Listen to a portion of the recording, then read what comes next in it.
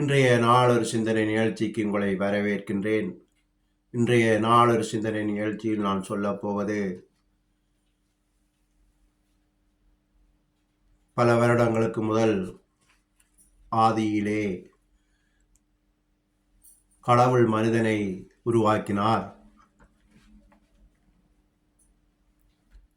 ஆனால் இனிவரும் காலத்தில் மனிதன் கடவுளை உருவாக்கப் போகிறான்.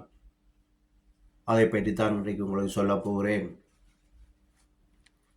பைபிளிலிருந்து அதுக்கு ஆதார வசனங்கள் காண்பிக்கிறேன். நீங்கள் ஆதியாகமம் 1:26 சின்ன வசனம் வாசித்து காட்டுகிறேன். தேவன் தமது சாயலாகவும் தமது ரூபத்தின்படியையும் மனுஷனை உண்டாக்குவோமாக என்று சொல்லி மனிதனை உருவாக்கினார்.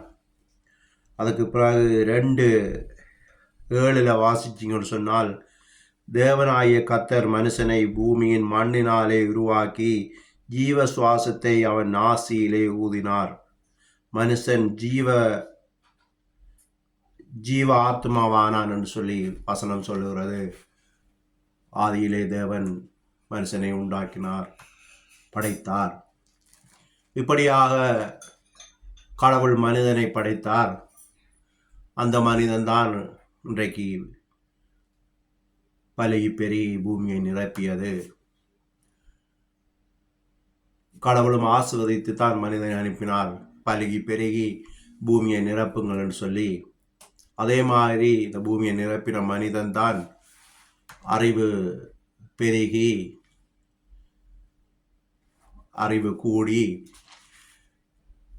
கடைசி காலத்தில் மனிதன் கடவுளை உருவாக்குற அளவுக்கு மனிதனுடைய மூளை வளர்ந்து விட்டது. அதுவே அவனுக்கு ஆபத்தாக முடிய போகிறது. இதற்கு ஆதார வசனமாக வெளிப்படுத்தல் 13:15 நீங்கள் வாசியுங்கள்.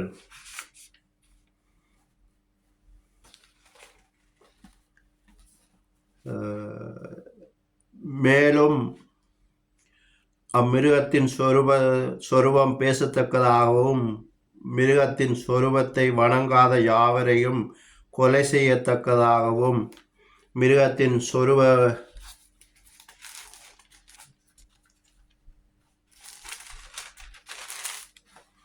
சொரூபத்திற்கு ஆவியை கொடுக்கும்படி அதற்கு சத்துவம் கொடுக்கப்பட்டது.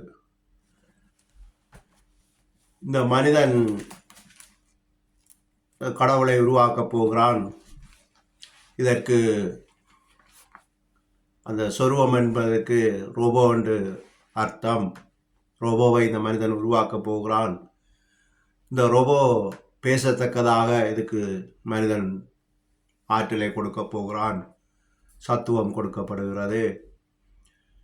இந்த பேசக்கூடிய இந்த மிருகம், இந்த ரோபோ தன்னை வணங்கும்படி இந்த மனிதனுக்கு கட்டளையிடும்.